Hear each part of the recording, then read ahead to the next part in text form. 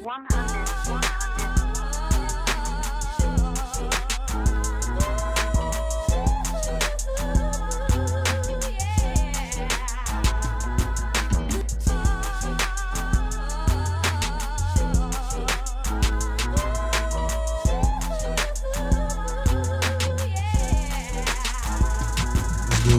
good? All right, what's good, man? Ready to get to it? Can you hear me? Yeah, I can hear you. All right, bet. Why you got the hoodie on, man? I'm a little chilly, man.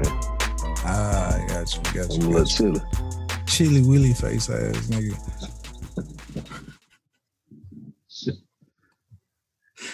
All right, let's go get this joint on and popping. Hey, did you clean your camera this time, sir? Yes, sir. It's clean. You know, last time it was quite motley, where it looked like you had a Rick James aura or something going on about yourself. So I was just wanting to make sure if you just wiped the camera screen real quick, just with the, with a little camera wipe. Like so. This man here, man. I wipe my camera screen. This nigga out here looking like Sam the Ghost and shit.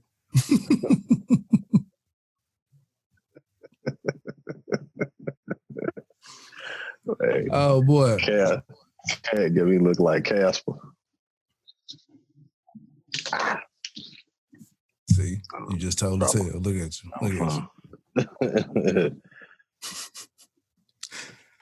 All right, let's go and get this jump on and popping. Now, was that my phone? Yeah, let's do it.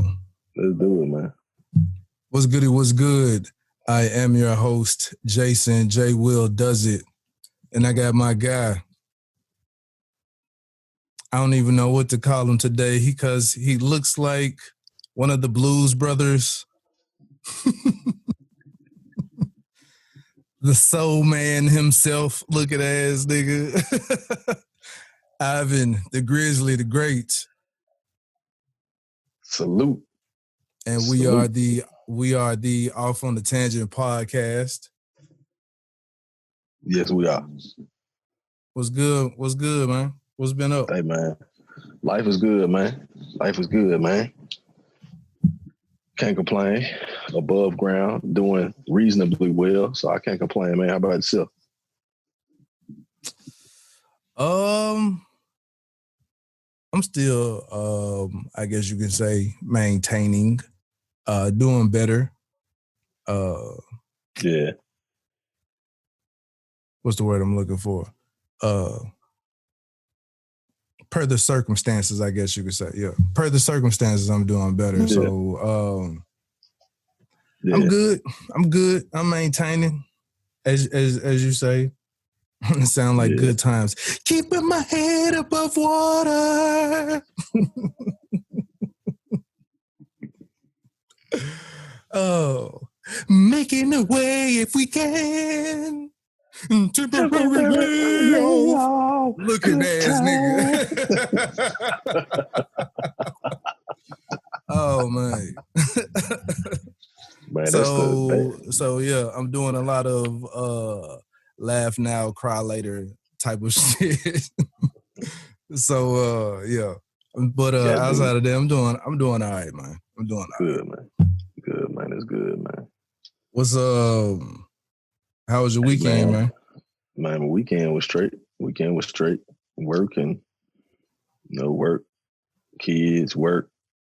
You know how I go. Oh, I know those code words. So I know those code words. Yeah, just work and nothing else but just the kids. Yeah, working kids, else. Man. Working kids, man. That's all I'm about. Nothing else. People just want you to know, usually when you hear that or when a guy says that is code for, man, I've been fucking bitches out the frame, my nigga. Shit, I just don't want to tell nobody. God damn. Woo.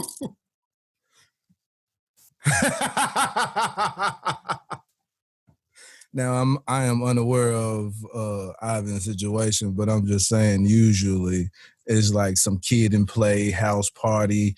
Hey, but Sam, he's the guy. He was just sitting at home, reading hymns.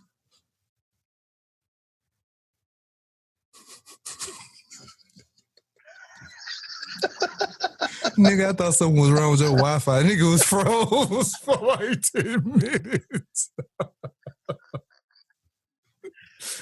I was like, hey, is there something wrong with my Wi-Fi? What's going on? Oh man. This man here just threw me under the bus like. I can only throw you under the bus if it is true. So all of this is alleged and hypotheticals and just comedy and shits and giggles, sir. So hey. Anyway, the other thing I did this weekend, I watched a lot of basketball this weekend. Man, I ain't even been able to catch all the basketball, but yeah, I will say the games that I have caught, I have to give it to you. I have to give a salute. Your Lakers, they doing their thing. But I would guess so if you have a stacked deck and it's like, hey, this is our opportunity. Anybody want to come get a ring? Come on, get on this team.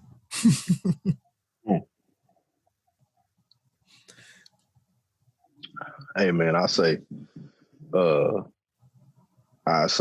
ain't got a whole lot to talk about the sports. Boston play today, right? Other stuff. Actually, I think the Lakers and the Nuggets playing right now. I think Boston may have played earlier. Okay, gotcha. But one thing I will say though, with the Splash Brothers not playing this season, I mean they gave it an easier path for anybody that's hungry enough to go after it. So obviously, the two biggest stars on the stage right now is AD and Bron. You know what I'm saying? So, the other guys, they were, and the truth be told, like Kawhi Leonard and Paul George and all, they not even on their level, in my opinion. They not on their level. You know what I mean? Like as far as being major matchups and like people want, like they just disappeared, which was just like we talked about last week. It's just totally crazy, man. How they just disappeared, man. Like they not even on that super, in my opinion, like they not on that superstar level that these two guys are. So, AD and LeBron, they pretty much picked to win the ring this year. So, it'll be ring number 4 for Bron, which he'll be 4 for, 4 for 10, I think, or something like that. Is it? So, and it'll be AD's first one. So, that's a major thing. Dwight Howard will probably get him one. You know what I'm saying? And, the rest of those guys on their team. So, but I'm like you. Like, the deck is the deck is stacked. And, you know what I'm saying? And I just don't see no reason why they should lose. Like, if they do, it's going to be a big upset in any situation. Like, if they lose against Denver, if they lose against Miami, if they lose against Boston. If they lose, they lose against any of these guys, it's a major letdown for that organization, so? I think.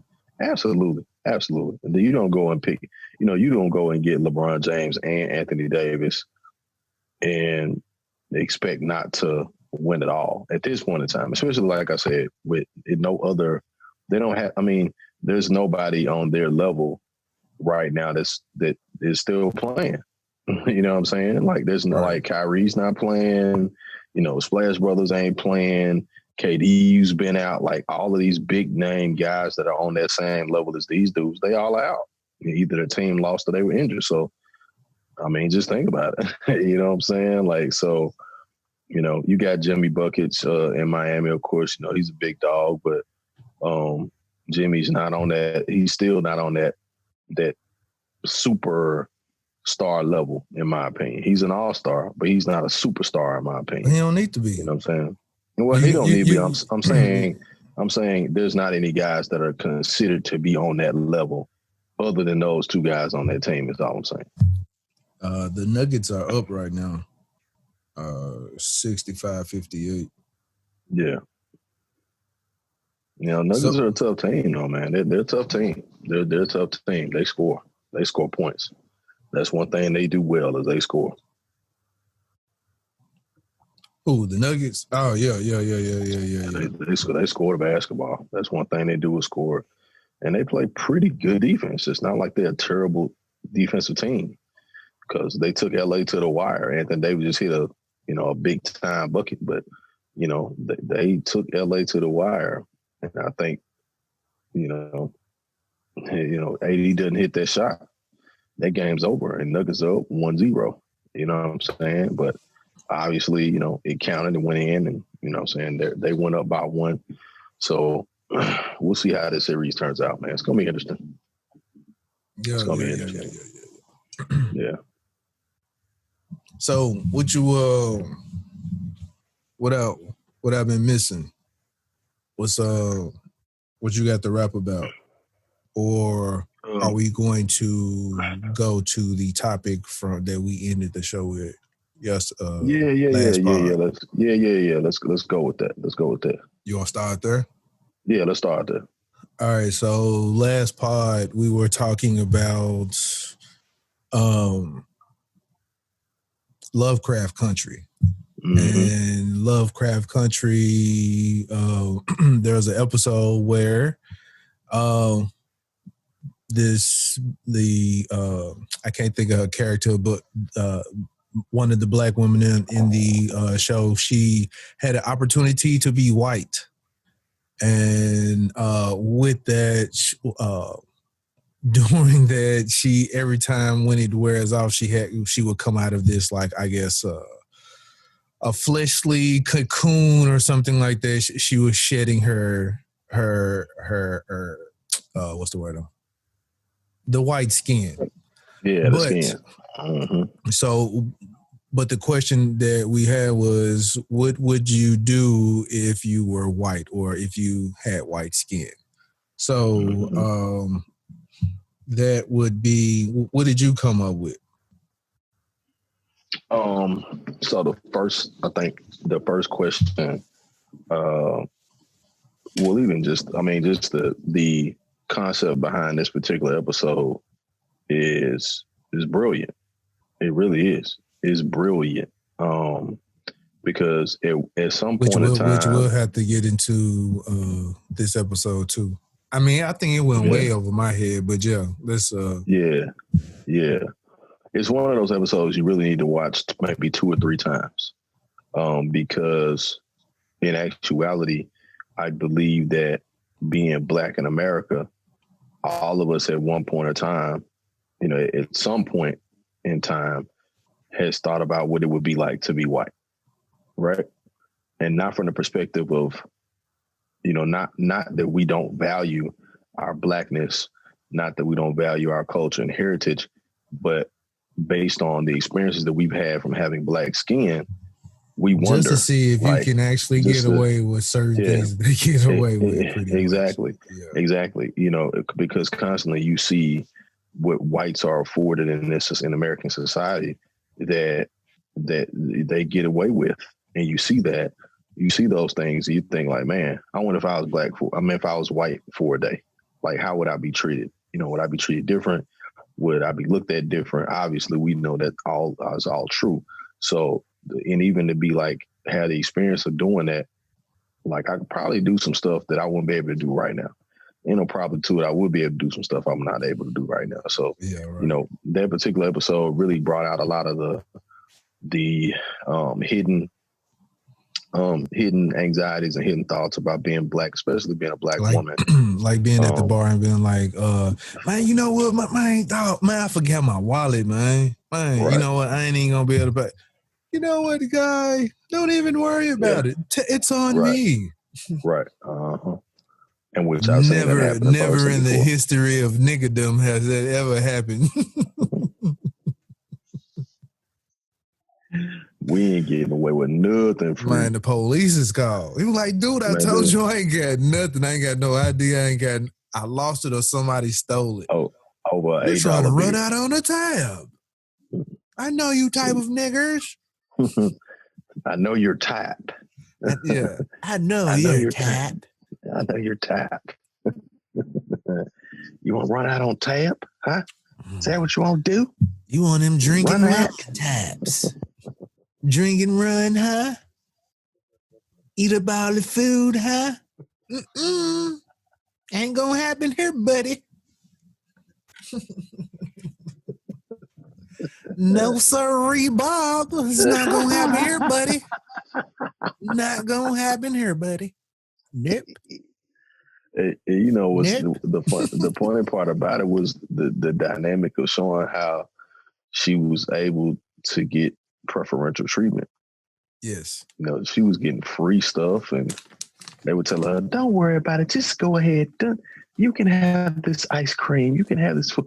Like, it was like crazy, man. But, you know, when you see it happen in real life, you know, seeing that particular episode, you're like, yeah, I've seen that happen. And they didn't think I saw it, but I've seen it.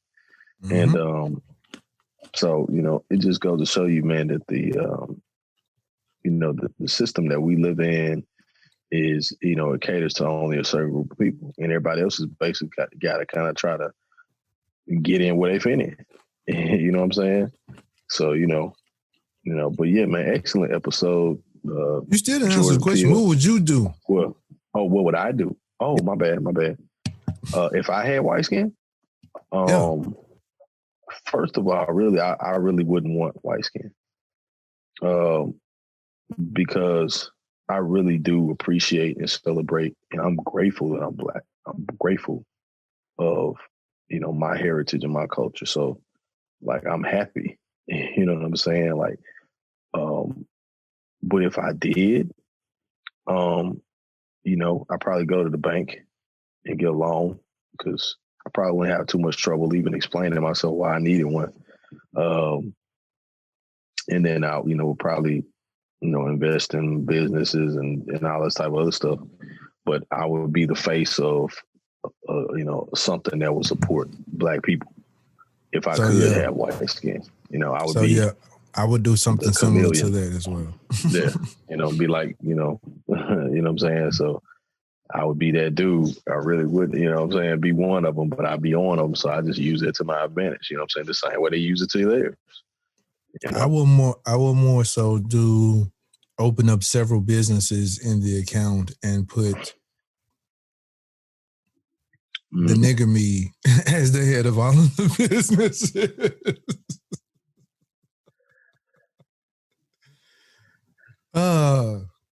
Then once everything is signed over to me, you will never see him ever again. Set up all kind of estates, buying land, all this other type of property. It's like, who is this guy? I have no clue, sir. I don't know who this is. Just somebody that I entered business in with, and, you know, he's a silent partner. But man, you know, my question. I had a question about that. Is there ever a reason?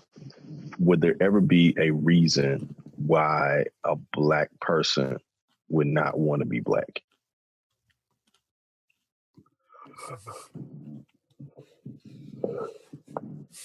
Like what would be a reason why a Black person would want to be Black anymore, period?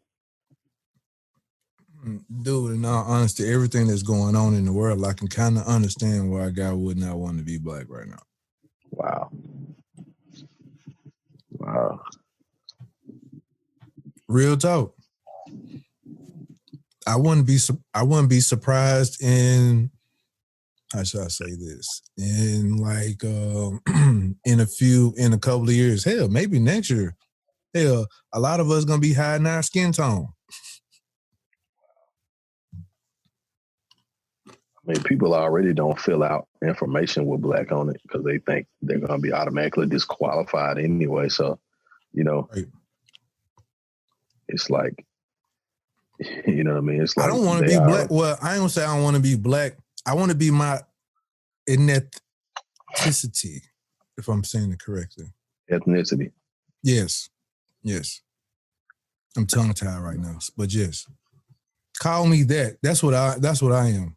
Right now, I know I'm some percentage of Blackfoot Indian from my granddad. So call me an Indian.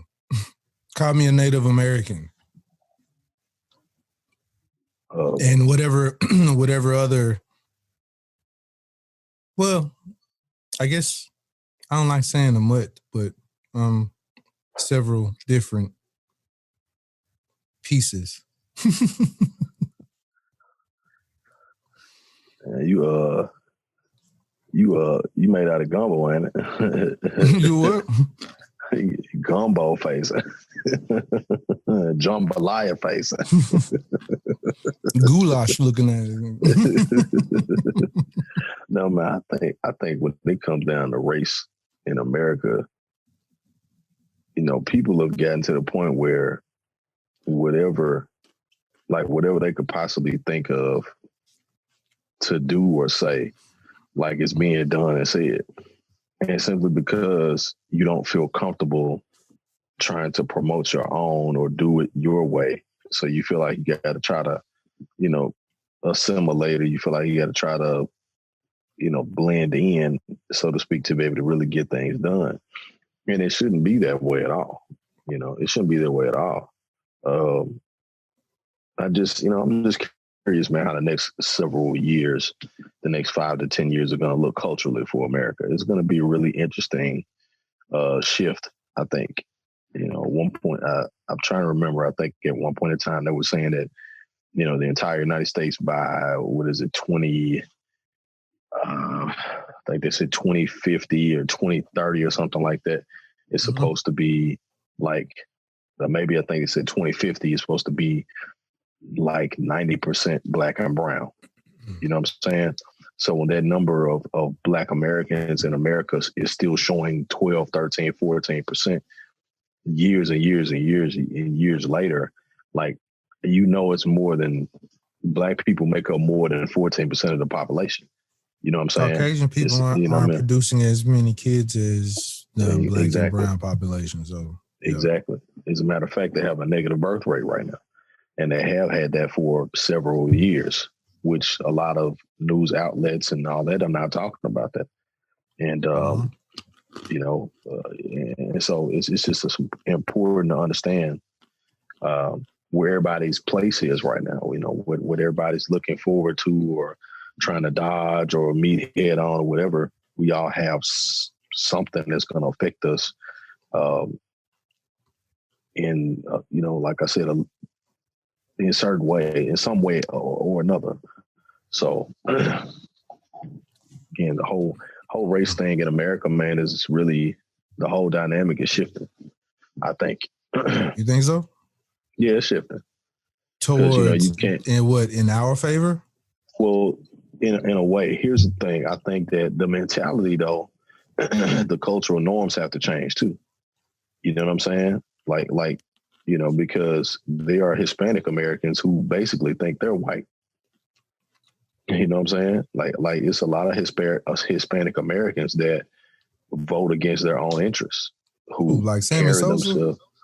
Yeah, even Sosa and some others as well. Like, they really do think that they are white, and they nigga turned into Uncle Fester.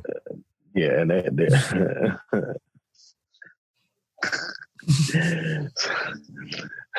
for real. His head is man turned off. No, man, and so, you know, the like I said, there's a shift taking place. I can see it. I see it. I can see it.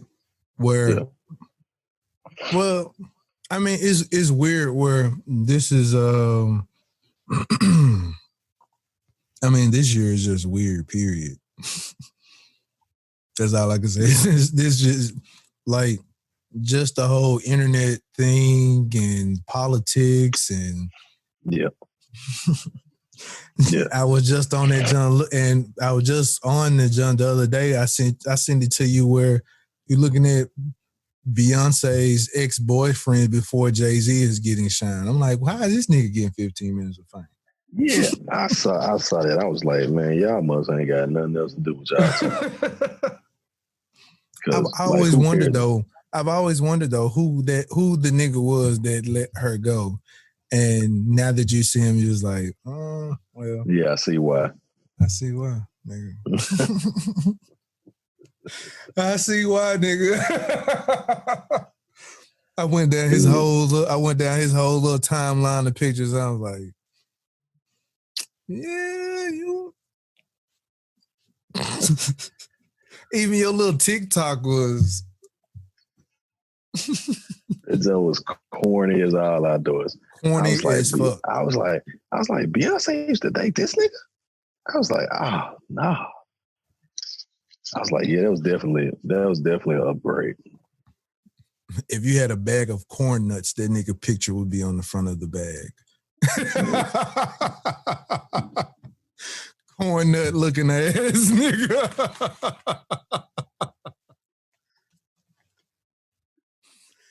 The corniest of it all, of them all. So yeah, corn nut ass nigga.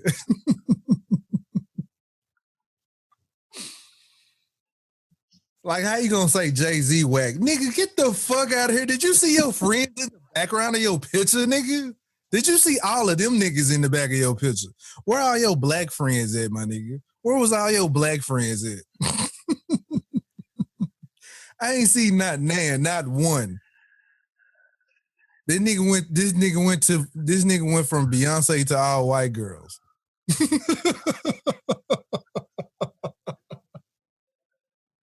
Man, dude, so lame, man. Dude is so lame. Oh my God, he's so lame. Like, I was like, bruh, I said, this man had Beyonce and fumbled the ball. And even if you fumbled the ball, yeah. You ain't finna make no, dude, no, I don't know. Yeah. I ain't finna make no TikTok video. And then saying that her husband is, talking about her husband is whack. Dude, how much money are you making? That man work at Marshall's. And I'm not disrespecting the Che people work at Marshall's. I'm talking about this particular dude probably work at Marshall's. This nigga work at Malco Theaters. Oh.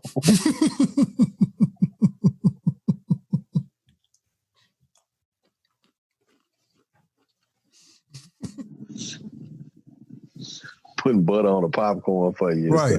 Hey, that's too much. That's too much butter looking ass, nigga. The butter police face ass. So, like, what was his name? I can't even remember his name. What was his name? What's that nigga name? Hold on.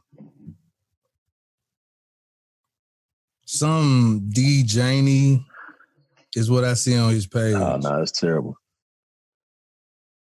D. Janey. Oh, no, yeah, okay. I don't know his real name, but nobody probably knows. This nigga look like a fat DJ Envy.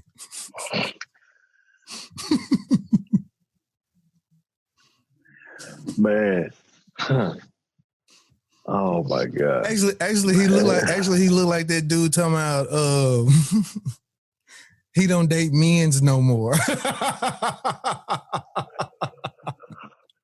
You talking about Chad? Well, no, I'm curious. Andrew, looking ass nigga, that nigga. talking about Andrew Caldwell. Yeah, he look like that nigga. I don't like men's no more. Yeah, he look just like that nigga. I've been delivered. That was the stupidest thing ever, man. That nigga look corny as fuck. Big chin looking ass nigga. Oh man. So what would you do if you dated Beyonce, and then she married Jay-Z later. Like, if that was you and you were that guy, what would you be doing? Like, what would you be thinking about? Like, when you saw that happen, and even I know what I'm not doing. I ain't making no TikTok video like I'm the shit. Nigga, I ain't a billionaire. Nigga, I ain't even a thousandaire. What the fuck am I doing making a video talking about fuck Beyonce like I'm doing better? Nigga. Yeah. No. She's making better, billions of dollars. Yeah. Yeah. While you at work at work at Children's Place. He work at that nigga work at Build-A-Bear. Like, get the fuck out of here.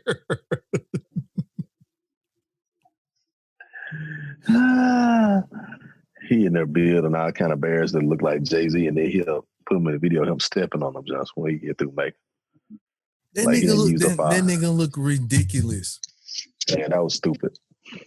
That was done like again, the point in making that video was what? It's not like pointless. You shitting on her. It's not like you shitting on Jay-Z. No. It was pointless. Now, I can understand if he did. Now, I'll put it like this. The only way he could have attempted to even shit on them if he had money and he bought their catalog and then did a TikTok and did that shit. Outside of that, nigga, what the hell? You look like a buffoon now. You Terry 100%. Cruising out here. That you know what? We finna use a term. Terry, that's gonna be a term. This nigga Terry cruising out here. That's what that was. Terry cruising. Fucking doing a robot in gold shiny pants. Hey man, that dude just stay in a Gordon Gartrell shirt. That's what that nigga was. He get on my nerves, man. That dude stay dancing and buck dancing and what's the word, like the little ski dance, whatever that kind of old crap he be doing, man. He just gets on my nerves doing all this stuff, man. Just make his chest jump, and I'm like, come on, dude. Now I have asked the question: who is the nigga that was before Jay-Z? I did ask that question. That was years ago. Ain't nobody checking for that nigga now in 2020 though. Nah. Ain't nobody checking for him. As a matter of fact, she done had like 3 kids now. Like, yeah, that's what I'm saying. And then like now, like what would it matter to show a picture of you and Beyonce at the prom? Like nothing. It does nothing for you. It makes you look kind of silly too. With your big laptop ass chin and shit. Like, nigga, what the fuck? Why are you showing this big ass? Like, dude, come on, man. Right. It just doesn't even, like, you could probably tell people like, oh yeah, I went to high school with Beyonce. Or me and her dated. The only way that picture should have even came out was on like Throwback Thursday as a picture. Ah, yeah. Right. The memories. And that's it. Right. And let people reach out to you. He could have got so much of a following. Like, oh wow, you used to date Beyonce. Blah blah blah blah blah. Right. Now this nigga has then committed social media suicide. Yep. And if he has any type of career, that's next. Right. I mean, everywhere you go, you're gonna get ridiculed. You know, can't talk to nobody. You know what I'm saying? Yeah, he should have left that one alone. I did not understand that one at all. Yeah, he should have left that one alone. Yeah. What you got, man? What did you think of Dave Chappelle winning the Emmy in his speech? Did you see that jump? No, I didn't see it. Or you just saw bits and pieces of it? No, I didn't see I didn't see it at all. I didn't see his speech or anything. I didn't watch the Emmys, but I saw the speech and he was just telling the critics to go fuck themselves. Y'all don't know shit. So wow. Go fuck yourself forever is pretty much what he was saying. Wow. Because he was saying his whole career, they was talking about this, that, and other. He's crazy. He would never do this. He would never do that. And then he was like, and looky here. Here's 2. And here's another one. Like the nigga had three Emmys sitting on stage on them and all the time. It's like, y'all don't even know what y'all talking about. Right. After a while, I think it's coming to the light, but there's no real reason why we, who make the majority of the content anyway that's on TV, right, and in movies, to try to strive for their awards.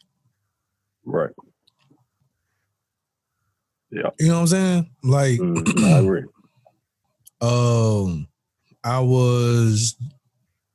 I can't remember where, I think I was listening to it on the radio, but like, you know, like, what's his name? Stan Lathan? Yeah. Sanaa Lathan's dad. He doesn't even have an Emmy or any type of an award. You got to ask yourself why. Yeah. At that point, then you know, like,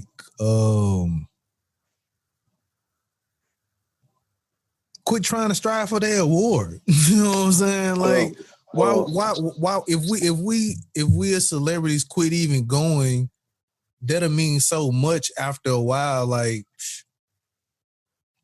but then we shit on. But at the same time, we shit on our own junk that we make up. Well, like the Source Awards when that existed. Well, the thing is that the award is kind of like the culmination of efforts, right? So, but the awards have been used over the years as a rubric or a standard of what's supposed to be it at that particular time. And so, you know, when people vote for that, you know, I don't see anything wrong with it, but I know successful artists that don't have not one Emmy or one Grammy. And they are like some of the best at what they do. So it's interesting listening to you bring that up, because I mean, I look at, you know, how many Grammys does Rick Ross have? Not one. But in my opinion, he's one of the best artists in the game right now. His albums are like masterpieces, you know, sonically, the sound, production, and whatever else. But Rose don't have Rose don't have, you know what I'm saying? He don't have that big one. He doesn't have a lot of awards, you know what I'm saying? You know, look at, was it Leonardo DiCaprio? We don't start getting awards until we are dead and gone. Dead, and there's some big issue. Like, let's think about Leonardo DiCaprio. Like, all of the movies that he's been in, and man, dude can act his butt off. Tell me why Leonardo DiCaprio doesn't have an Oscar right now. You know what I'm saying? They actually treat him like a nigga. They actually do. They actually they really almost treat him worse. Yes. Because Denzel has, what, 2? And one of his was from being a crooked cop. So, you know, that one almost. He only got one, and that was for Training Day. Yes. Who, Denzel? I thought he had another one from. I thought he got another one from. Was it Cry Freedom? No, not Cry Freedom. What, The Fences? No, it wasn't Fences. It was one of his older ones. He got the other one for. And I was just reading it like a couple days ago. So you talking about if he got one before Training Day? Yeah. I think I think it was for Glory. I think he got one for Glory. He may have got a nomination, but his first actual win was Training Day. Was Training Day, right? Just like Halle Berry's first actual win was Monster Ball. Yeah, and she played. Yeah, exactly. Belly warmer. Yes. Make me feel good. Bed warmer. Yeah, that was terrible. That was terrible. I didn't have to see that but one time. No, I didn't want to watch that again. But technically, a lot of acting did take place.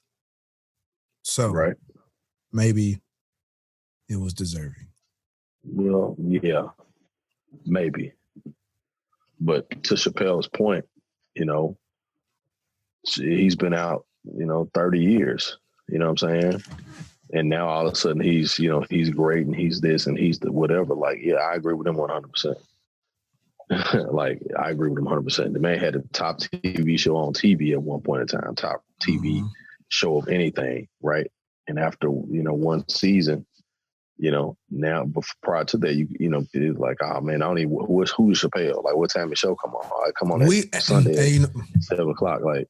And then later on, he's the biggest thing on Comedy Central. Nobody was even watching Comedy Central before his show came on.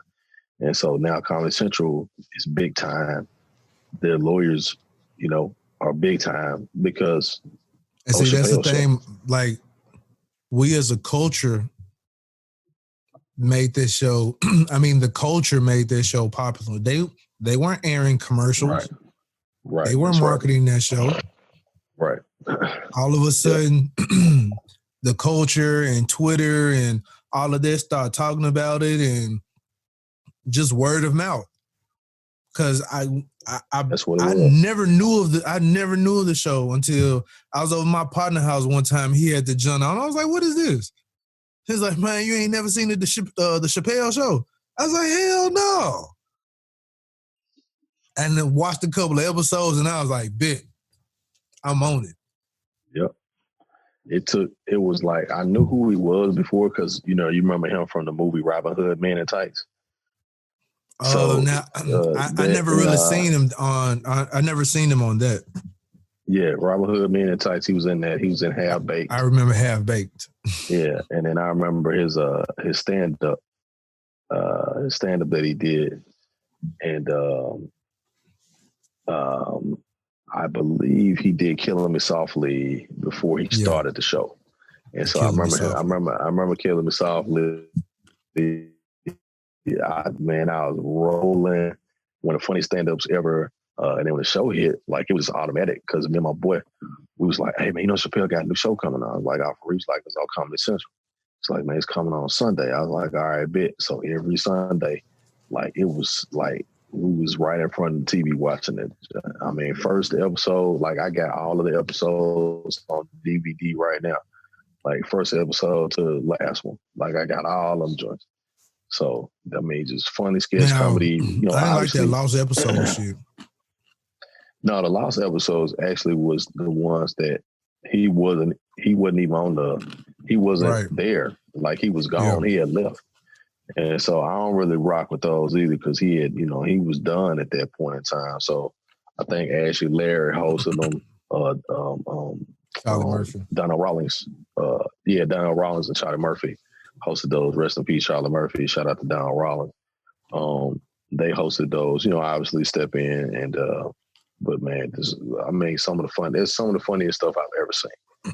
But there's no way he should not have gotten an Emmy for their show, at least one of those seasons.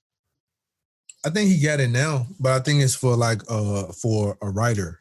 I don't think it's really just for the show. I think it's just for a comedian and being a writer. Yeah. Which, he's talented dude, man. Super talented dude.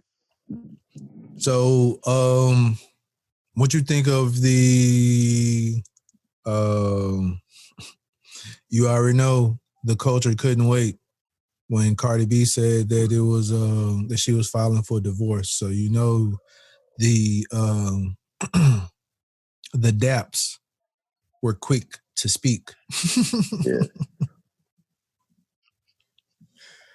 Oh boy! And then I thought about it, I'm like, now she did brag about she don't cook and she don't clean, and I was like, well, yeah.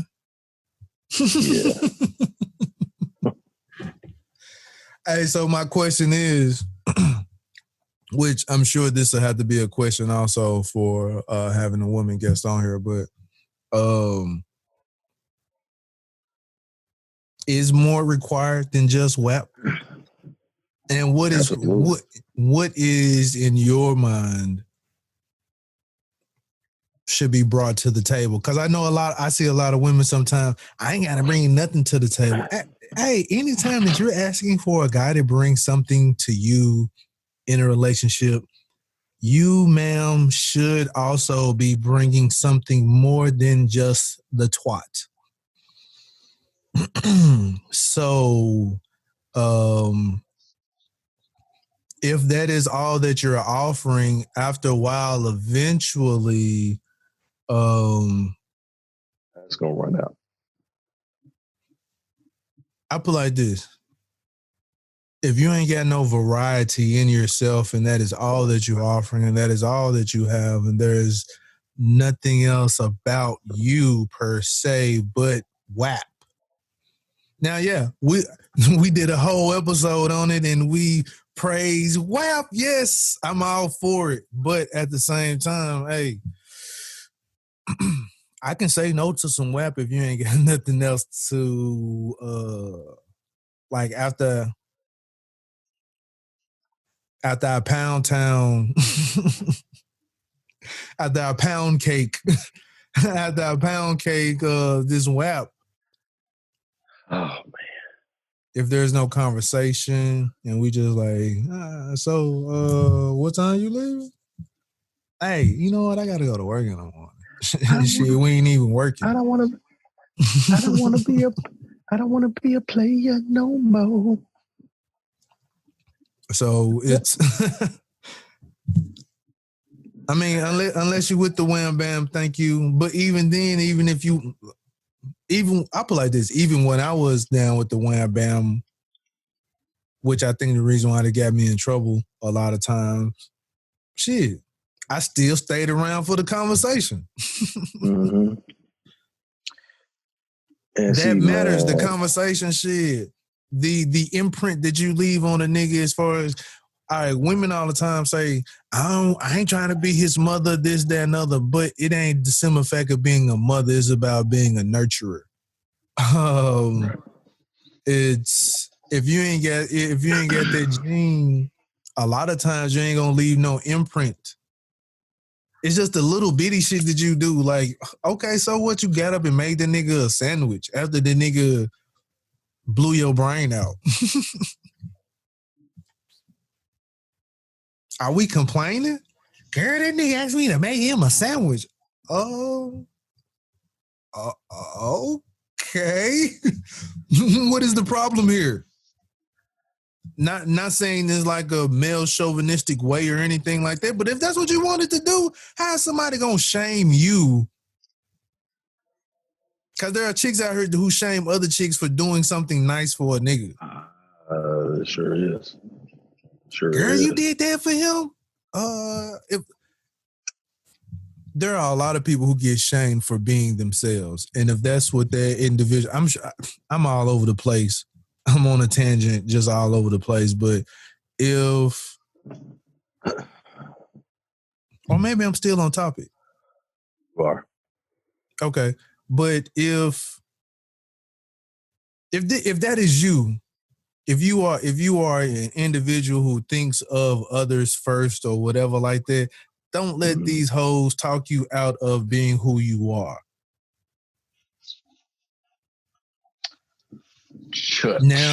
Now you might be in a relationship where you're not even being yourself because you think you don't supposed to do that. Listening to some other chicks who can't even keep a man, don't have a man, or struggling to have one. Mm-hmm. They're taking advice from unhappy people. Right. Miserable people, you know. And even with guys, too. Yeah. Guys get whack ass advice. We give our while we're in delusion that we're bitter, we'll say some negative shit from our trauma or something. Oh man, you know, man, all them girls who look like they be cheating. You know, saying dumb shit like that or whatever. So it's right. At the end of the day, how I say, hey man, you got to live with that, your decision. No matter what people coming at you and telling you, just be yourself, man. All I can say is just be yourself, man. I mean, be yourself and protect yourself, but don't take everybody's word for it. You know what I'm saying? Because people can say what they want to. Like, people a lot of times will tell you stuff because they jealous of what you got. So they'll purposely try to get you to break up. They'll purposely sow seeds of discord just so they think they can get a shot at you. You know what I'm saying? But it'd be the ones that, you know, they listen to themselves and their own heart and listen to their own conscience. That's who you want to talk to. I mean, everybody got a fork. You know, everybody got a forked tongue. Yeah, in some ways, yeah. Everybody got a forked tongue in a way where I'm gonna talk slick just so I can get in where I can fit in, whatever like that. But be knowledgeable enough where you can be like, I ain't talking about using your trauma to weed. I'm saying use your actual fucking sense and just be like, because you're supposed to, everything is a lesson. If you actually learn from your lesson, you peeping game, you're like, okay, nah, I see what it is. I see this, I see that, whatever. Right. A lot of times how should I say it? A lot of times we reoccur situations because we never learned our lesson. There you go. Until you learn your lesson is the point when you never occurred that situation again. So it's how you respond. A lot of us still be in a continuous cycle of situations because we never learned our lesson. Yeah. It's like getting caught up in a tornado of epic proportions. Like of the same revolving type of stuff. And, you know, people tend to try to think that, oh, if I keep doing it this way, it's going to eventually happen. No, this, you know, it's not how smart stuff works. You got to switch it up for something to work different. You know what I'm saying? So, you know, that's insanity doing the same thing over and over again with no results.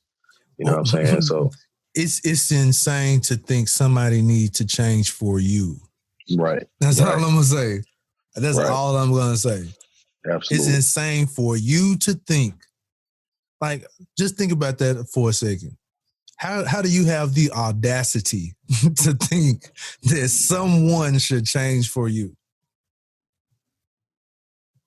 You have, you know what, I'm gonna throw a big word on. I'm gonna do Stephen A. Smith.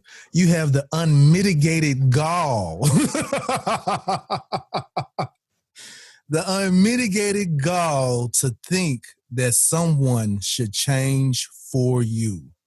That somebody should change for me. That somebody should change for Ivan. That somebody should change for any one of us.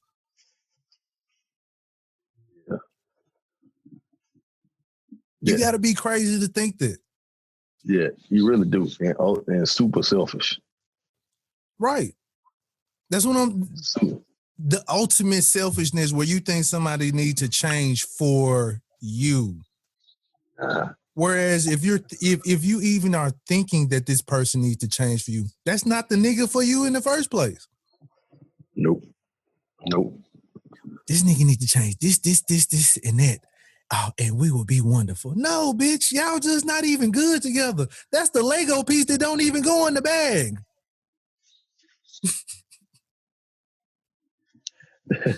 That's the one that's been sitting under the bed for a year and you can't figure out where to put it.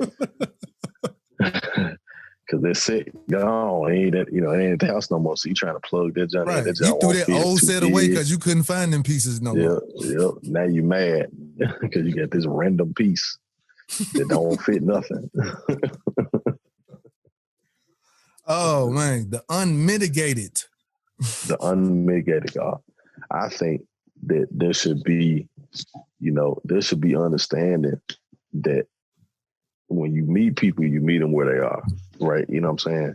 And so, especially if they being transparent with you, like I think, man, that's the best type of person to try to, you know, be with instead of having these false standards with the ones that you don't even live up to yourself. Man, you know what I'm saying? If you a Marvel comic book nerd, quit trying to front like you a Mac or a pimp on Facebook. There you go. You know what I'm talking about? There you go. Mm-hmm. Like you put on if you're putting on a front like you a Mac, you pimping, you charging these hoes or whatever like that. Guess what type of chicks that you are going to attract? The chicks who want to be charged, the chicks who want to be pimped unconsciously. Mm-hmm. Now, you comic book nerd, is trying to settle down with these chicks who are savages. That's not what they want. It's not what they want, bro. It's not. Do you get what I'm saying? I get exactly what you're saying. Definitely not what they want. I don't know. Like I'm trying to describe this in the best way possible for people to understand. So all I'm saying is, like, back to the WAP. If you got WAP, okay, cool. But provide WAP in, how should I say?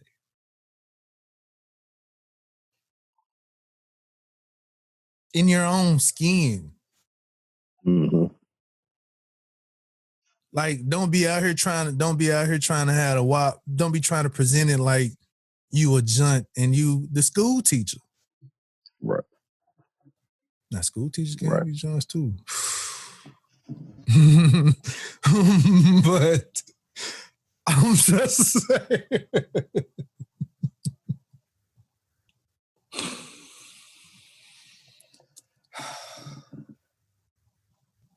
Are we talking elementary or middle or high school? I'm talking about, like, I'm out of high school and high school teacher.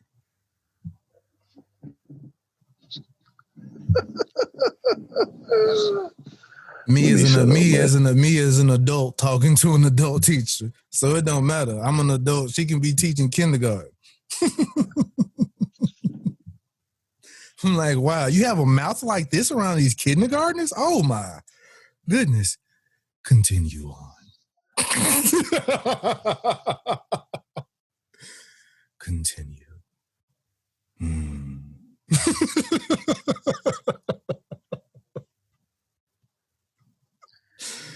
Oh man. Oh my God. But at the same time, again, you still got to have something more than, you do have to have something more than the WAP. And I know that the DAPs could, like I said, they couldn't wait. You got to have more than that. But guess what? Nobody still want no DAP. No. You can be the best woman in the world on paper. You can have it all. I don't know. I guess if you got enough spit, I guess you can survive. But still, nigga don't want to go through that all the time. No, sir, not at all. Not at all. Absolutely not. You really just won't understand it. And then don't let you after a while get up in your 40s. And you already had it. You already had the DAP. And then you get up in your 40s. Spit gonna dry before it even get down there.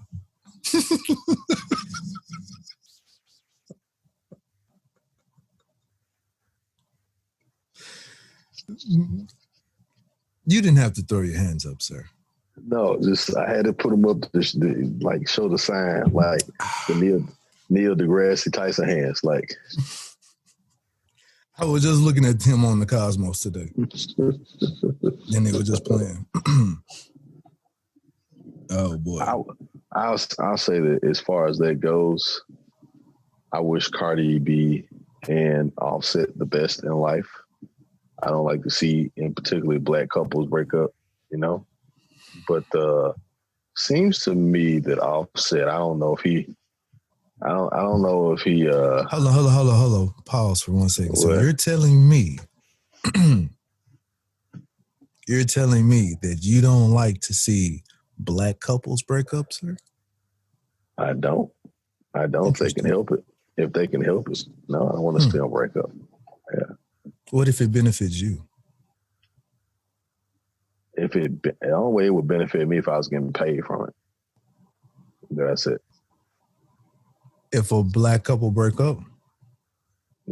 That's what I said. That's all. If it benefits you, that would mean that you are able to get into that position now?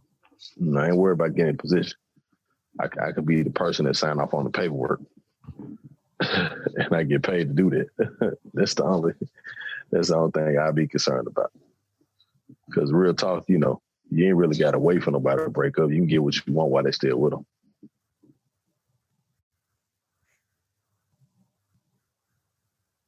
Jules.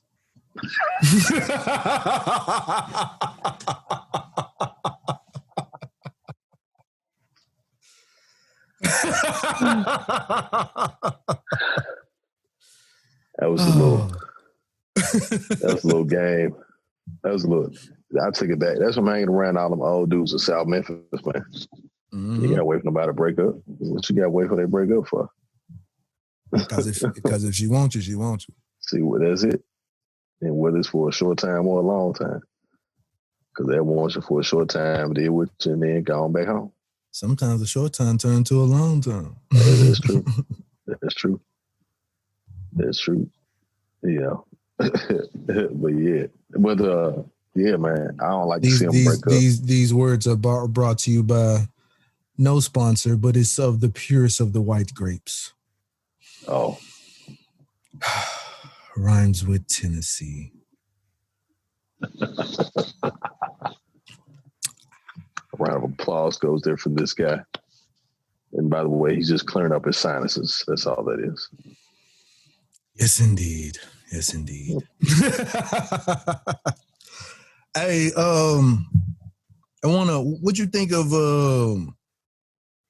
Deion Sanders going to JSU? Support all black colleges, by the way. Real quick on Deion Sanders, man. It's going to be great for the school because their recruiting is going to be off the chain now. You know, kind of similar to what happened at Penny, with Penny at Memphis. You know, recruiting is going to be crazy just because kids are coming to play with him because they know that, you know, just the name alone, right? You know what I'm saying? Deion Sanders, prime time. You know what I'm saying? Prime time. Like the name alone and, you know, his time. Can you imagine that nigga coming out high stepping with the band? I already know you gonna do it. He prime time.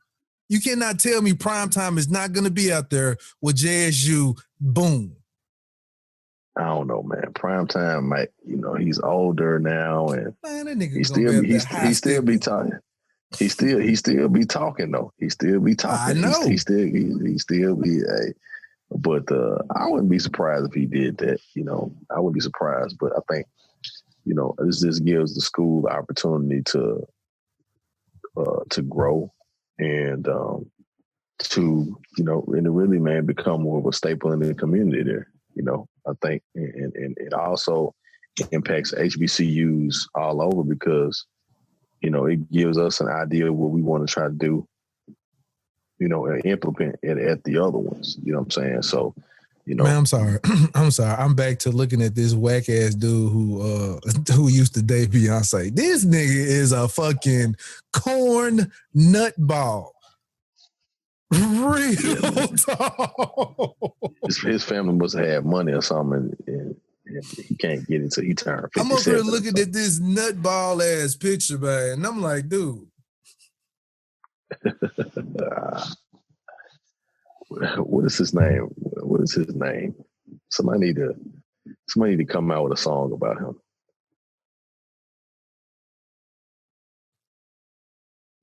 I'm like, man, this dude, how can you go from talking about just everyday average stuff on Instagram to being with Beyonce, and then you know, years later, 20 years later, you want to be all your meals to talk. Like, come on, dude, nobody care. You know what that is. Okay, if it's 20 years later, hell, even if it's 5 years later, this nigga miss her. Like, dude, stop it already. Nigga, this is what you just put out there. You miss her already. You miss her. Jules. That is so correct. They might be looking at the videos, crying his eyes out. Right. To the left, to the left.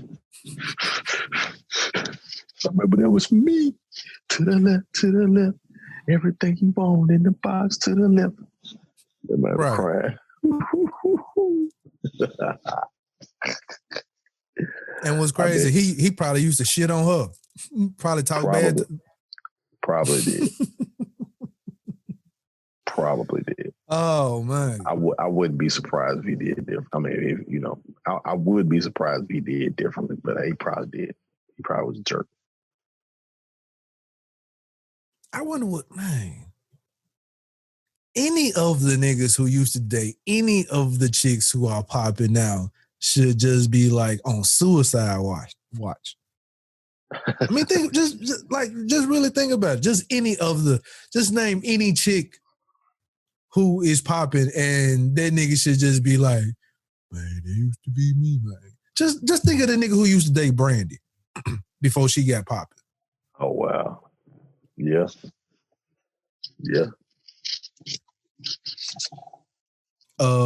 What? Hell, Cardi B. Yeah, that's true. Mm-hmm. Yeah, any of your famous people like that, the person that used to date him and broke up with him, because okay, cool. Oh. Yeah, I'm here. Yeah. Your mic went out for a second. I ain't heard nothing. Okay. I think I'm okay. Yeah, so yeah, man, that's somebody gonna probably say the same thing about us one day. I used to talk to him in the 10th grade. What? What? Please don't, because I used to date some Oscar the Grouches. Oh man, Nick, I know you shaking your head. I was stretching my neck. Okay, yeah. All right. Yeah. I am aware of some of. No, you're not. Yes, I am. Yes, I am. Oh, yes, I am.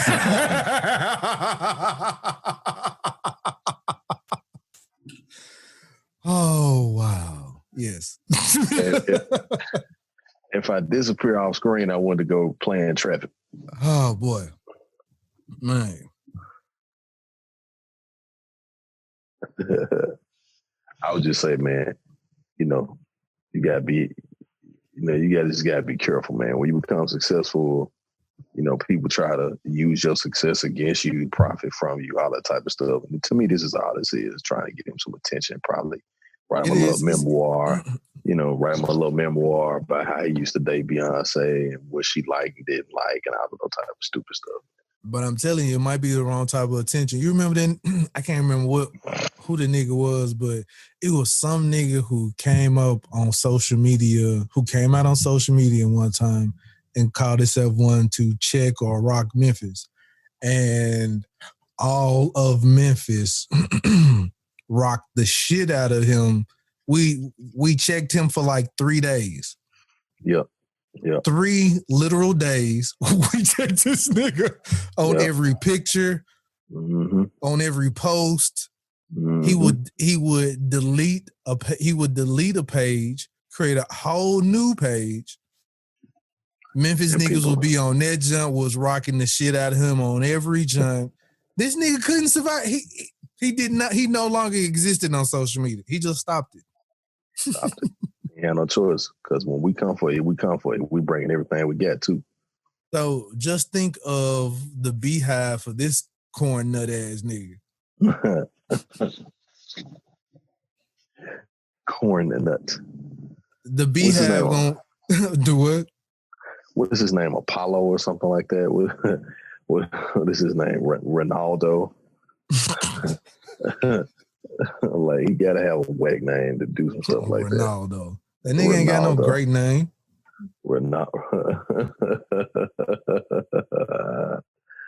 Hey, you know what? We were wondering if we ever met White Reginald. This is who he is in the flesh. White Reginald. This is White Reginald. Reginald. He is Reginald. Reginald. This dude got the complete box set of Friends at the house. He watched that junk once a week. Don't even know what Girlfriends is. Or living single for that matter. Like, I've always lived single, and I have plenty of girlfriends. What do you mean?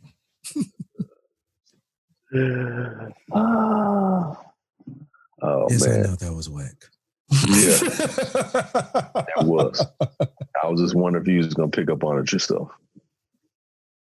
I have no problem. I have no problem with rocking myself. What else I got? Hey, quick question. What's more important while we talking about relationships and shit? What's more important in a relationship? Being funny or being intelligent?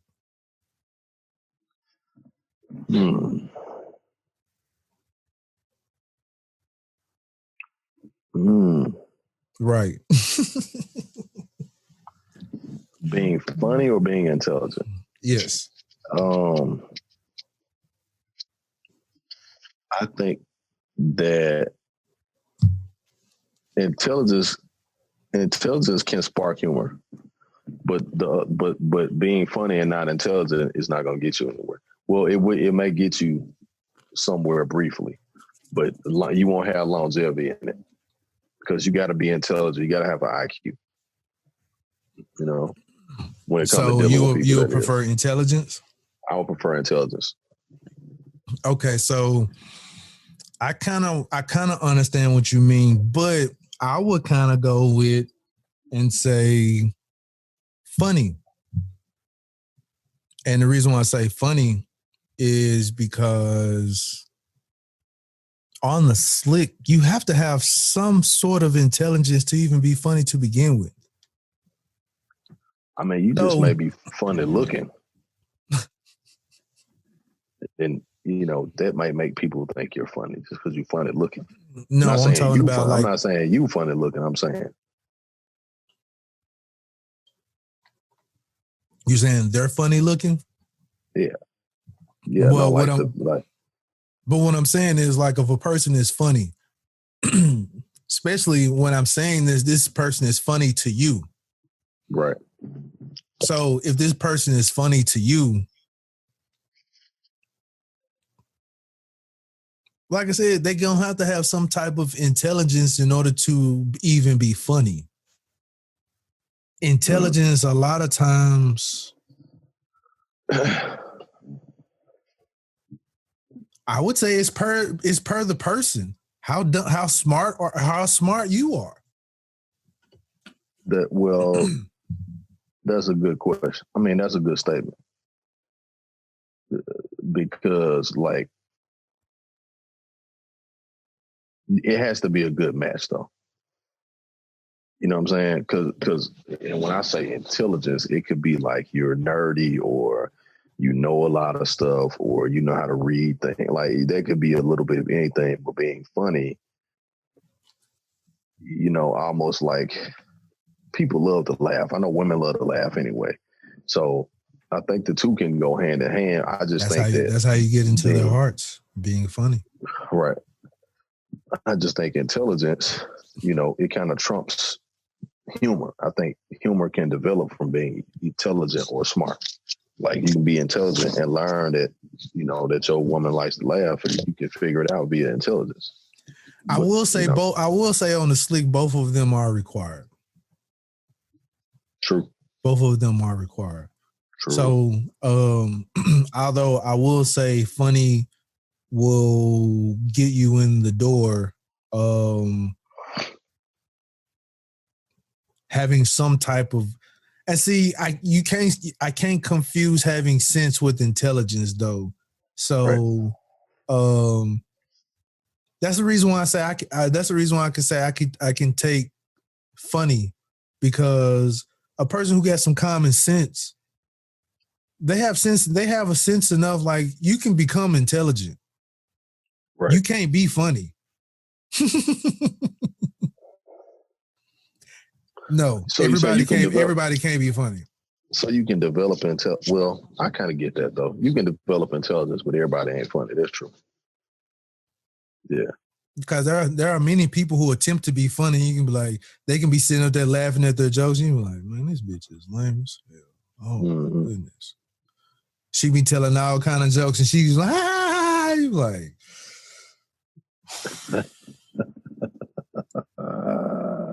I came over to get my dick sucked.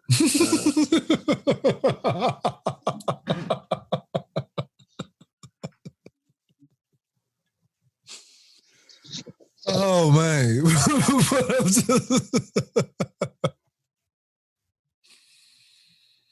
Oh, shits and giggles. Shits and giggles. Nothing but the giggles. What's so funny? It's gonna be somebody listening to this, be like, you know what? That brother is right. You are absolutely right. Although it is shits and giggles, no lies are being told. Not a one. Not Taiwan. So I would just say funny. I take funny with common sense. Intelligence can be cool, but sometimes you can have that person who just too smart for their own good, and you be like, man, would you just shut up? Damn. I don't care how butter was made. I just want to put it on the bread. That person that tell you everything, the breakdown of, hey, so you know when Chevy was made, it was made in 1906, and you know how they came up with the logo? You be like, dude. And I'm laughing because I know people like that. I know, man, it's cool to have the information, but sometimes there are some people, and once again, that's where I come back to the table, where I was speaking of having more to bring to the table. If that's all you have to bring to the table, just your book sense or just your intelligence, you gonna be by yourself. That's true. And back to the WAP, it's about a balance. If all you are is WAP, you're gonna have a stack of niggas always following you, always trying to smash or whatever like that. But at the end of the day, do you still got a nigga? Nope. Back to life. Ain't no balance. To reality. Ain't no balance. There's just like a nigga who slanging wood. That's true. All he got is wood, but ain't got no conversation, ain't got nothing else, but he just slanging wood. Okay, cool. You got these junts. You got the notches on your belt, but ain't none of these guys trying to settle with you. Even when you try and be serious, they gonna be like, whatever. You ain't got nothing else on the plate. Like, man, this nigga dumb as two bricks. Yeah,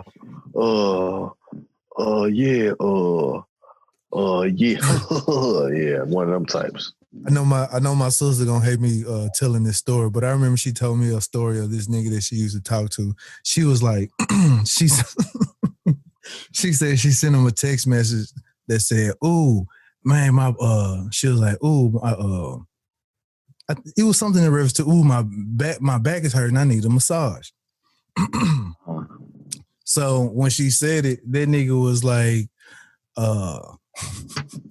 this nigga sent her like a sweet little poem or message.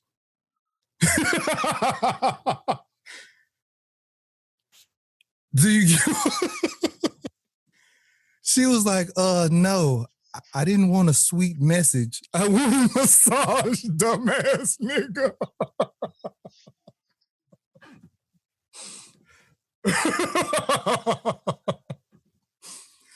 This nigga sent her some uplifting message in her text message.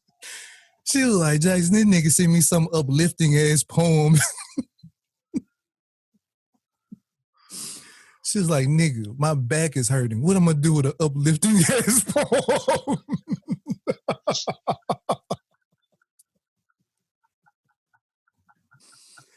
Oh, man. it's gonna make you feel better.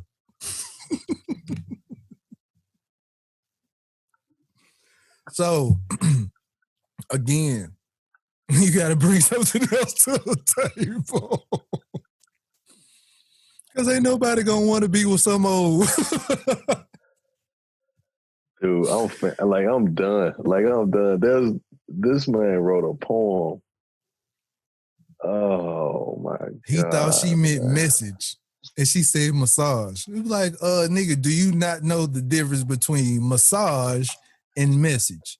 Message looking ass nigga.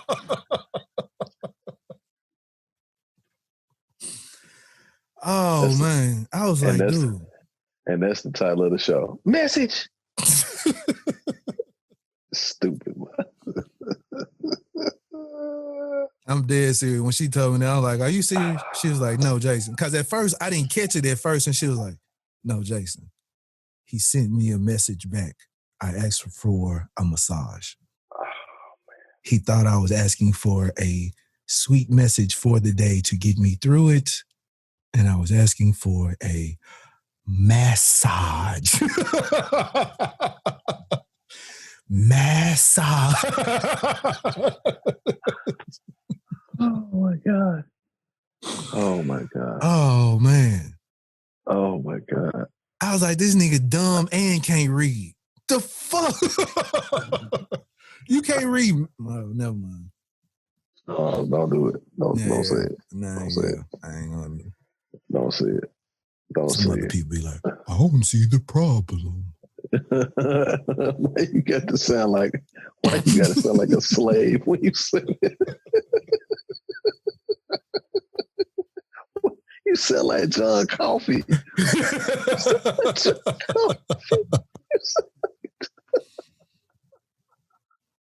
Again, all I'm saying is, people, you gotta bring some stuff to the table. You do have to bring stuff to the table. All right. And even people be like, well, I don't know how to cook. You ain't gotta know. I put like this. Even with Cardi B saying, I don't cook, I don't clean. You gotta know how to put something together. And the only reason why I say that is because, all right, I like to cook. I don't have no problem cooking. I can put a dish together. What happens on the day that I don't feel like cooking and don't have any money to go out to eat, but we have groceries? You know what I'm saying? So, like, somebody who will be able to take up the slack sometime in some form or fashion in an area. Mm-hmm. Like, I'm pretty much a jack of all trades. Like, I can afford to take the car to get fixed. But if I ain't got the money, I know how to change the oil. I know how to change the tires. I know how to change the brakes. Right. I know how to do some shit. Other people think that I ain't got to do nothing. That nigga just gonna be, no, bitch, you got to do something. Nah, you got to do something. You got to. I agree with that wholeheartedly. You might have a good mouthpiece both ways, but shout it. I mean, and it's more to it than it. It's way more to it than it. Right. Like it's way more to it than it. Way more. You know, you know, because oftentimes, you know, there's what we call things that are sustainable and things that aren't, and that's something that's not sustainable. You know, because the physical over time passes away, but it's the other things that keep people together over a longer period of time. You're being a nurturer, being a selfless person.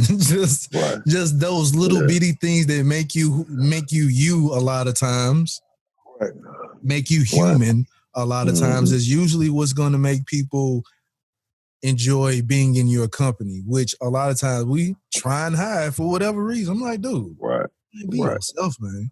That's all you gotta do. And then be mad when you'll be around people who you say or think is fake. They being themselves. They you being the themselves. oddball. You hanging around Right. niggas that you Right. don't like. Don't You like. hanging around people who just do different stuff than you. Once you start hanging around people who do some of the similar stuff as you, you'll have that same little energy, and you're gonna be like, you know what? Okay, it ain't even gonna be as hard to fit in. It's not, because you're in a familiar type of situation. Yep.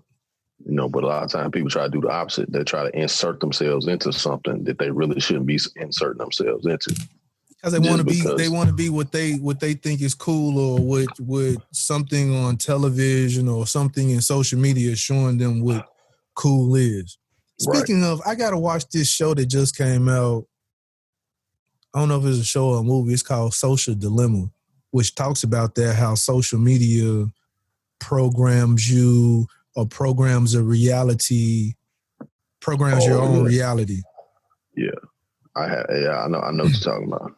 Where like, okay, like say for instance, me and you could both be in the same room, but the stuff that's on my feed, like we could be following some of the same people, but the stuff that's in my feed is totally different from what's in yours. Right. So your reality is different from mine per the information that is being fed to you. Mm-hmm. Like I could be next to a white person. We in the same zip code. And the stuff that he's privy to in his timeline and his social media, I won't have access to it, or it won't even show up in my feed. So it shows stuff like that. So I gotta make sure I gotta get up on that, because I heard a couple of people talking about it. I was like, you know what, I'm gonna have to check this out. Yeah. Because they said it's also scary at the same time. Mm-hmm. It's very interesting, but it's slick scary at the same time. Yeah, I think I'm gonna check that out too. But what was I talking about after I just got off on a tangent towards that? No, you just talking about trying to fit in. Yeah. Or not trying to fit in as well. Just being yourself, man. Yeah. Like just think of we live half of our life with this persona that other people created for us. Mm-hmm. And it's not even who you are. You know what I'm talking about? Mm-hmm. Right. Now, it's cool to some extent because it keeps people from, it makes you standoffish and people slow to approach you. Mm-hmm. But also at the same time, it's like, this ain't who I am. You know what I'm saying? And if you do something out, they're like, what Jason doing that old corny ass shit? Nigga, I like corny shit sometimes. Mm-hmm. You know what I'm saying? Like, if you realize some of the things that some of your gangster, like fucking Ice Cube, making kid movies, would you have ever thought? Not at all. So, or Ice-T playing a police officer on SVU. No, not at all.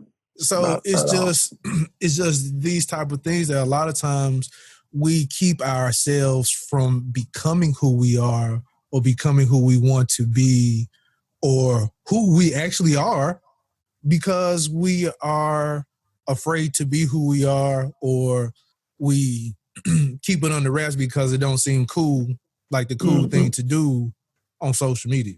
Right. Because we're living out somebody else's purpose and not ours. Right. And that's had a 100% failure rate since the beginning of time. Pretending to be somebody else. Yeah. And I have been peeping about what the Kanye West. Have you been seeing with him talking about everybody getting your masters and everything? Yeah, I saw that.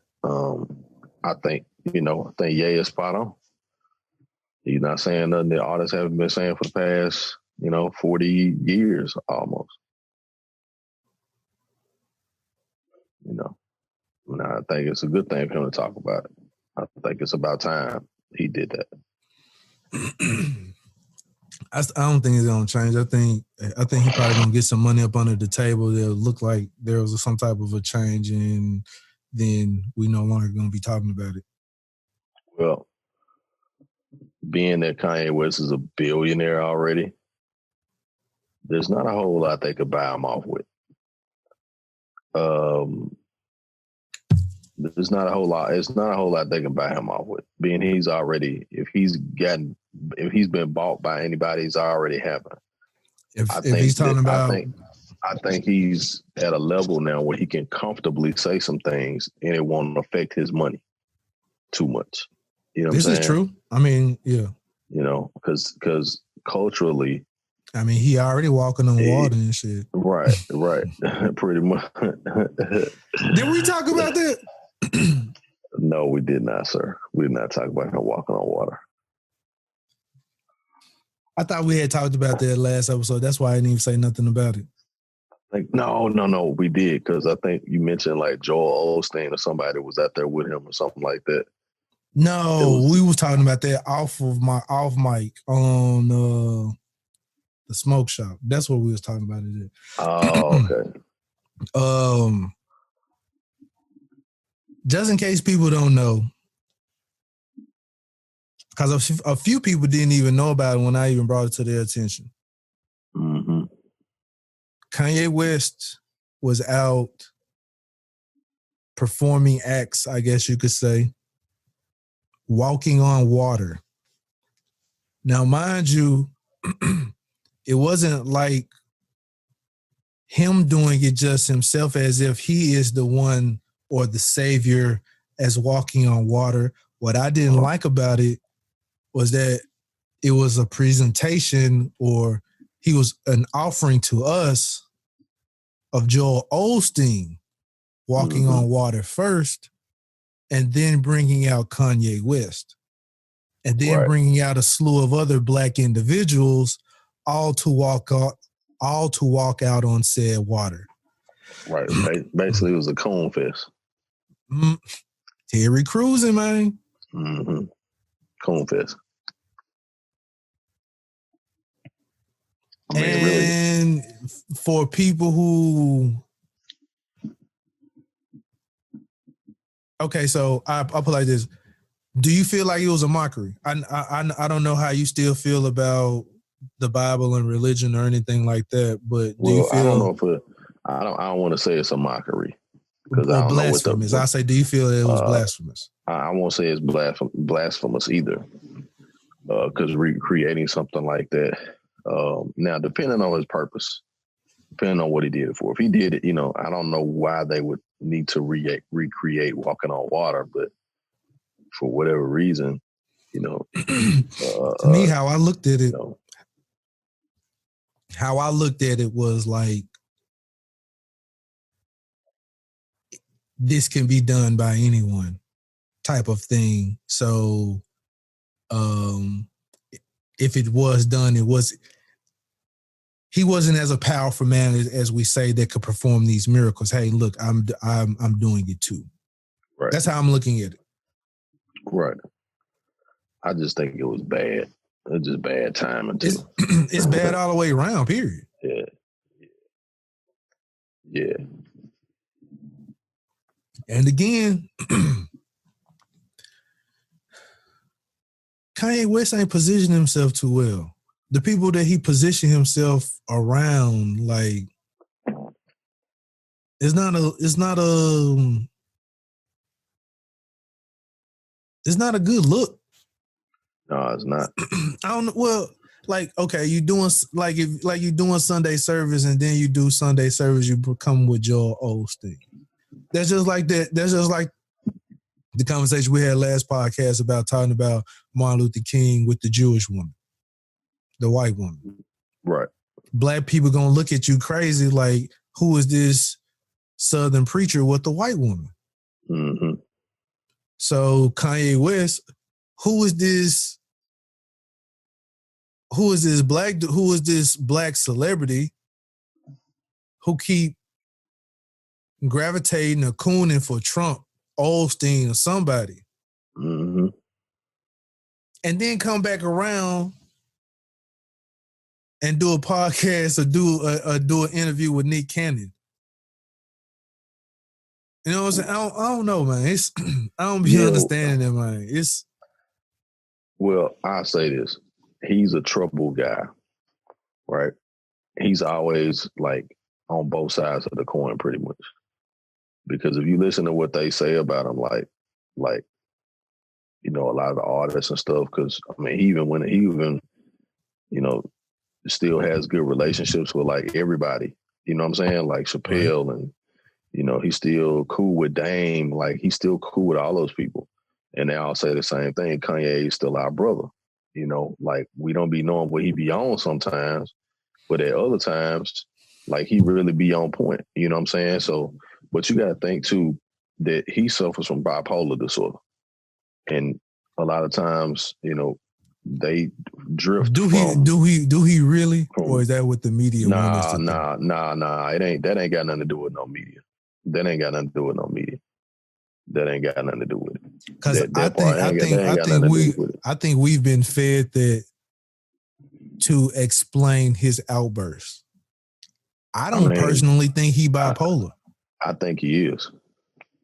Because the statement of his, I'm gonna tell you why. The same thing was said about Martin Lawrence when he was out having a nervous breakdown. Well, Martin Lawrence was having a nervous breakdown, and Martin Lawrence was suffering from a mental condition. He said that himself. He said, he didn't say, I'm not saying he's crazy. Like he was suffering from the Hollywood, dealing with Hollywood, all the stress that went along with it. Chappelle talked about it too. You know, and the phrase that Chappelle used was, you don't dismiss people by calling them crazy. Like that's dismissive. You know what I'm saying? And like people have called Kanye crazy. They've called this person crazy, that person crazy, whatever. What I'm saying is based on what his wife even said. Like Kim K at that particular time hadn't even said anything, but she even said that like my husband is mentally sick. Like he's going through some stuff mentally, and we're trying to get him to continue help and continue his medication and so forth and so on. And prior to that, she hadn't said a word. So when a man's wife opens up her mouth publicly and says something like that, like that's not a BS type of story. You know what I'm saying? Like that's her saying, hey, this man, he be out here shooting off. We ain't really happy about it. It's kind of embarrassing. But in all honesty, this is not nothing new because he probably does this at home too. When they talked about him standing up on Jermaine Dupri's dad's who's to say you're mentally sick though? I mean, man, you can tell when somebody's off, dude. Like you can tell when somebody's off. You ain't got to get a big diagnosis for that. Like this ain't something that Kanye just started doing. Kanye been acting like this for years. Just because we don't agree with what he agree with, though, don't make him. We ain't talking about agreement. We ain't talking about agreements. We talking about actions. We talking about actions. If you seen this dude take off running in the middle of a concert, you know what I'm saying, and then go from doing that to like being super duper calm or being on a show and break down crying, like that ain't an act. That's not something somebody's selling. He got some stuff going on, and it was going on before his mama died. But when people lose loved ones that kind of keep them grounded, that's a trigger, and then they go off the deep end. I hope I don't know what I'm saying. Deep end. Yeah, I mean, I feel it coming. I ain't gonna say I feel it coming, but I'm like, man, you know. And he don't have a good I will say it do take a toll, but I guess it just depends on how close he was with his mama, which I feel like. Yeah, and I mean, he even talked about, you know, him and his dad had a strained relationship, but they have a relationship now. But that's a lot for a person. You know what I'm saying? You know, that's a lot for him. Like, so, I mean, man, like, I don't. But he ended up getting married to a family of aliens. And all right, man. And the only reason why I say a family of aliens, from where he was raised, how he was raised, to the world that he's in now, this is a family of aliens. Probably so. But that's what happens. A nigga who is private, a sheltered, single family, a single child, only son, to coming into this who like their world to be all on TV. Of course, this nigga going crazy. But and then too, he's never really showed himself on the show. Like, he ain't never really showed it. He don't spend a whole lot of time on the show. You know what I'm saying?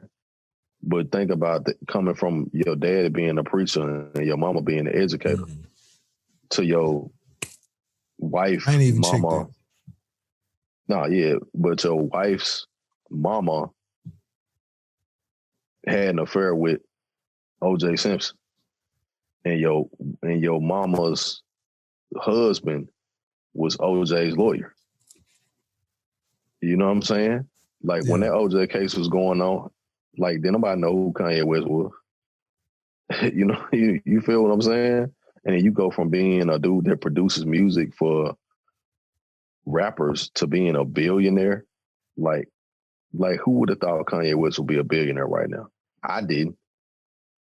I don't know a whole lot of people that do. And actually, that might be the other reason why he's going crazy. I mean, honestly, man, like they say, how their biggest song is more money, more problems. And man, for real. Those billionaire problems is driving you crazy. You got to deal with people you really don't want to deal with and shit. That you don't want to deal with. You got pressures that you got to answer questions about stuff that you don't really want to talk about. And when you've been the type of person that will shoot off on people and stuff, because he's known for doing that, when you get to that level, now they want to take you down. Like, they want to pay you back.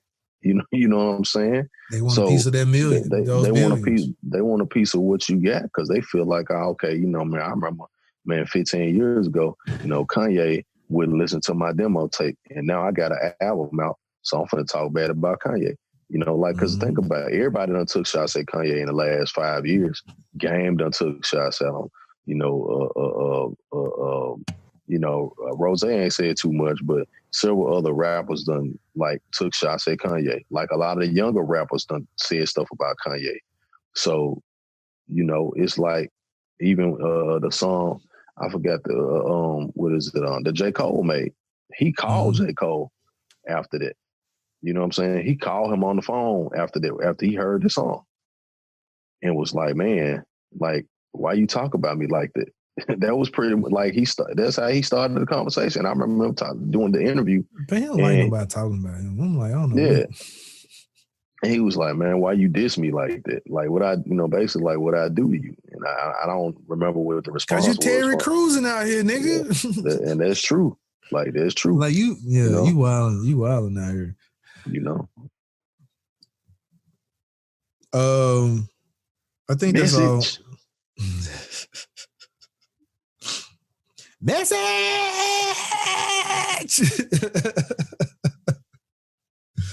Oh man, I used to love that. Don't drink your juice in the hood. Man, what? I think that's all that I might have. I know that's some other stuff, but I'm sure I'll be off on a whole nother tangent. You got anything? Nah, that's it for me, man. That's it for me. I got some fire stuff for the next show though. I already been working on, but I'm gonna save it. You need to text these theories and ideas. I'm going. Okay. I said in the morning. I'm looking at some stuff right now, doing some research. It's gonna blow your mind. All right, bet. I'm gonna close out with this. Hey, did you know that there was a real team in Texas called the Robstown Cotton Pickers? No. It's a real fucking team. It's a football team called the Cotton Pickers. Wow. Dead ass for real. Robstown Cotton Pickers. Good old America. This is 2020 and you have a football team called the Cotton Pickers. And I want to say it's black people on the team. It's white and black people on the team. Called the Cotton Pickers. Yeah. Man, I burn the whole stadium down. The cotton pickers. Come on, man. The cotton pickers. Come on, boy. So yeah, that's it. Watch Social Dilemma. Tell me what you think. Yes, sir. I shall. Listeners, watch Social Dilemma. Hit Sam up. Tell him what you think.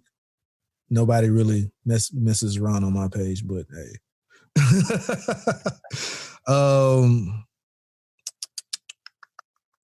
And the only reason why, because you be on that junk off, whatever. Yeah. I'll post something and disappear and don't even interact with the people who come. I mean, you know what I'm saying? I'll post something and then forget I even posted that junk. They'll be on there the next day like, asking my man questions. He ain't been on that junk in 4 days. I'm on there trying to answer questions for him that I ain't got answers for. I'm not sure if it is today or not. Happy birthday, my nigga. It's Friday. It's Friday, but okay. It's Friday. It's so I won't install Friday, I 25th. won't. Okay, gotcha. So the Cash App won't go up until Friday. Gotcha.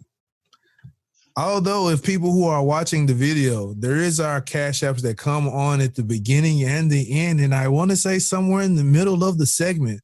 So just pay attention and just look at the little Cash App there. We do take donations. It does feel lovely to feel loved. That's true. Absolutely. And I know the past couple of episodes, I know I've haven't been in the frame of mind, but let me not forget about saying thank you to the viewers, thank you to the listeners. I know we haven't been starting the podcast off with that, with the thank yous and the appreciatives or whatever like that.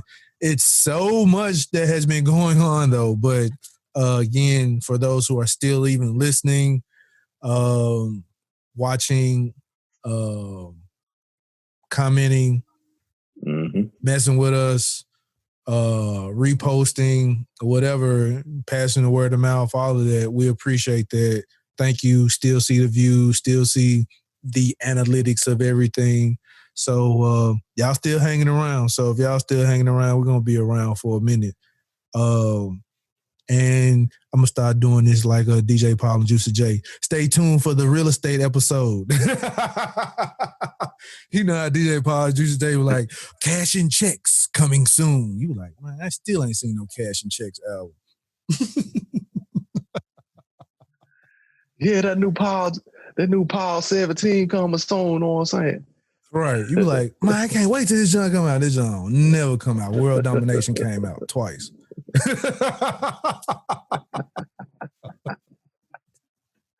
It so did. Right, they gave us a volume 1 and volume 2. It was still called World Domination. Like, hold on, what? Okay. But yeah. Just stay tuned. We're getting some people who are wanting to be more involved with the podcast. So we're absolutely gonna start having real estate episodes, maybe like once or twice. Well, maybe like once a month. So once we keep in contact with this guy, which he has given some very informative information that I've been peeping. So yeah. Good looking out with the hookup on that one. Yes, sir. Yes, sir. Again, thank you, Podbean listeners. Thank you, YouTube listeners. Thank you, YouTube viewers.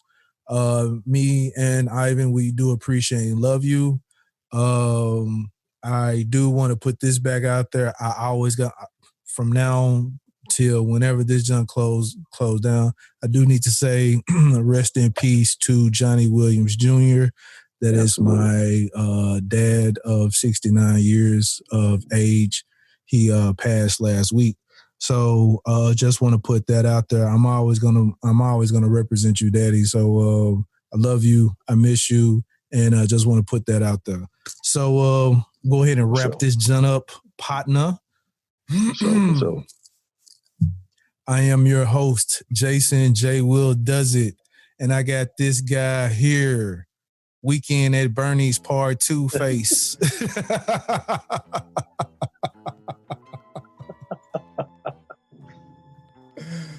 Oh, man. Weekend at Bernie's Part 2. I'm looking ass.